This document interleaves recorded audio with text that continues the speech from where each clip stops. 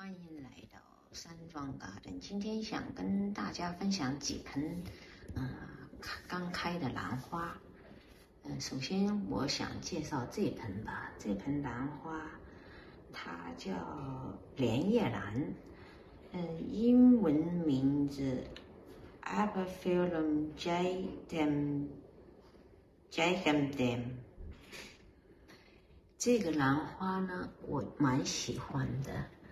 它的颜色很好看，它的花呢，花型呢是一朵一朵小小个的，一直往上长的，像个bottle brush。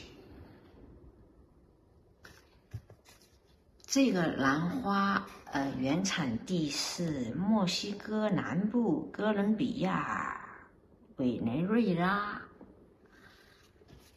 这个花其实很好打理，我刚开始买来的时候只有3个苗，3个植株，我已经养了，今年是第2年了，也是今年是第1次开花，等于是翻了2倍了，反正它是double 的上去的，现在已经你看已经有就是来的时候是3个植株，现在已经是14个植株在这里了，等于是翻了2倍了。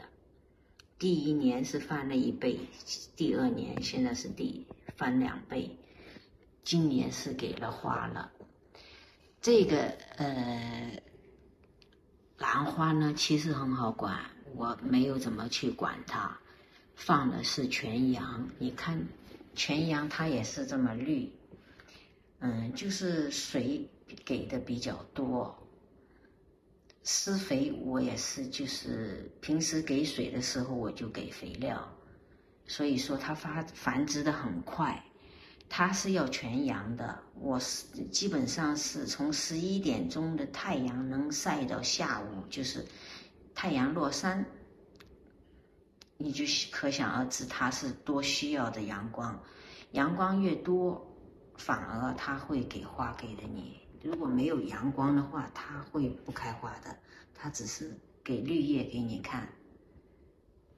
今年是开了有3枝花，花型蛮好的，一个一个的小球状往上长。再给你看一下这盆吧，这盆叫黄鸟。这个是小苗买的养的，也开得蛮好的。